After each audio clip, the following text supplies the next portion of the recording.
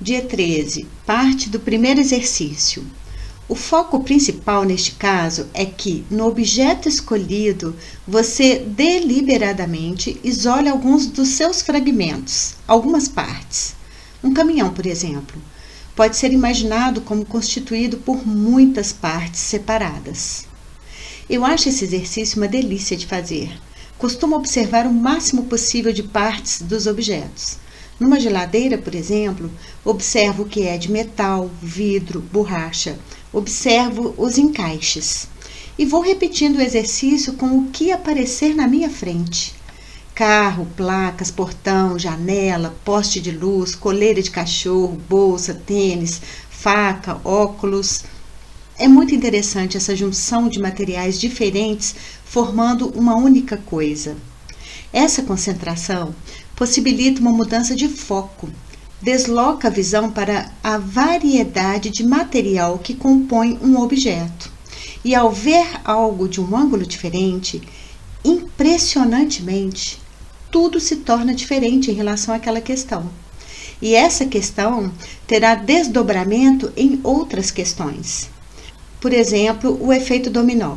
Uma peça que se movimenta e cai leva todo o grupo a se movimentar e cair também. Mas aquele grupo que está ali relacionado com aquela peça.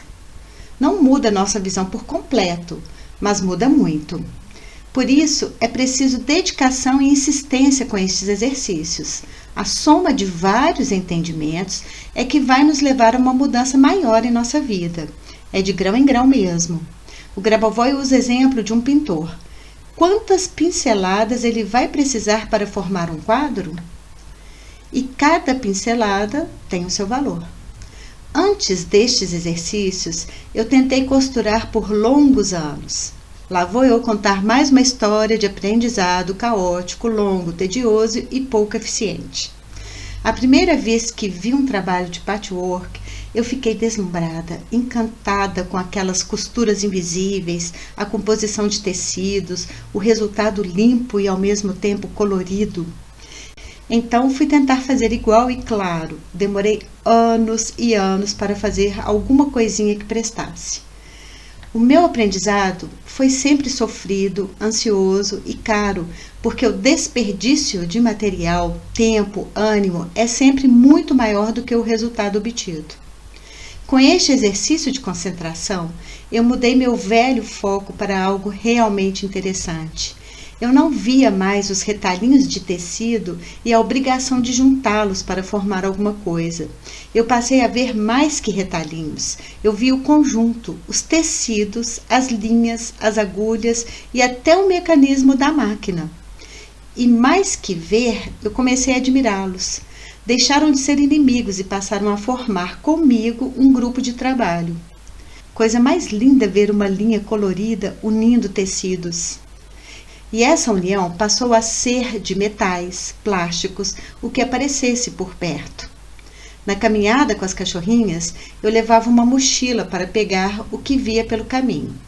Era horrível porque eu tinha que parar, tirar a mochila das costas, colocá-la no chão, colocar o que eu queria lá dentro e voltar com ela para as minhas costas.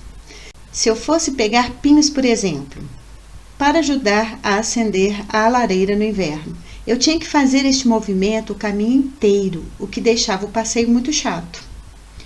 Eu fiz uma bolsa para uma vizinha, uma bolsa com forro e um tecido bonitinho. Depois fiz outra para outra vizinha e acabei fazendo 4 para ela. 3 para as filhas e uma para ela. Com a prática deste exercício, vendo e fazendo novas conexões o tempo todo, cada bolsa tinha algo diferente. Adorei fazê-las, adorei as cores e linhas, botões, bolsinhos, mas não queria nenhuma para mim. Até que um amigo desta pessoa viu as bolsas e pediu uma para ele.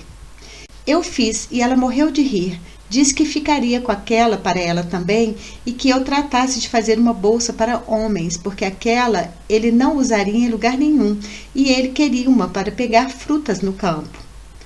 Então aconteceu algo surpreendente. Eu tinha umas 30 calças jeans esperando o dia que eu as cortaria para algum projeto interessante. Fiz uma bolsa e este senhor adorou. eu também adorei fazê-la. Não tive nenhum tipo de ansiedade ou cobrança. Só queria me divertir com aquilo e realmente foi o que aconteceu. E o resultado não poderia ter sido melhor. Então, como de costume, saí fazendo para todo mundo que eu conhecia e até para quem eu não conhecia. Fiz mais 11 bolsas, até para crianças eu fiz. Nenhuma igual a outra, cada uma melhor que a outra. No final de tanto treino, eu já sabia os truquinhos todos. Então fiz uma para mim também, e eu a uso todos os dias. Na verdade, ela é mais um saco que uma bolsa, perfeita para as minhas necessidades de catadora de delícias do caminho.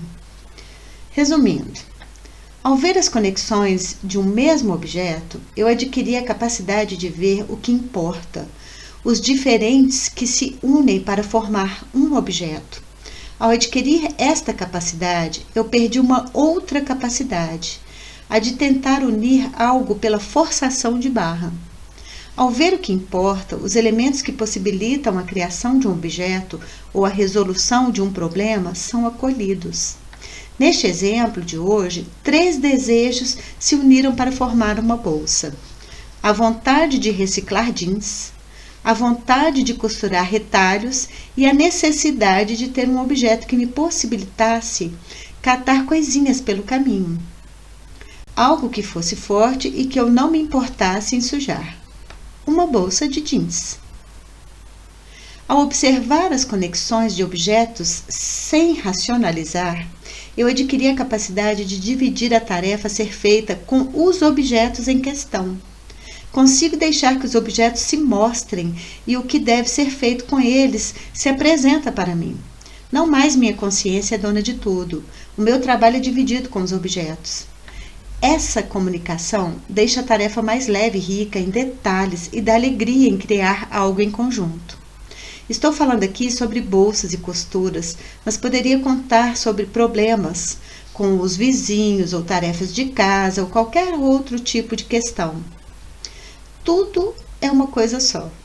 Depois de ver novos encaixes, a gente passa a ver novos encaixes para tudo, para qualquer problema ou dificuldade.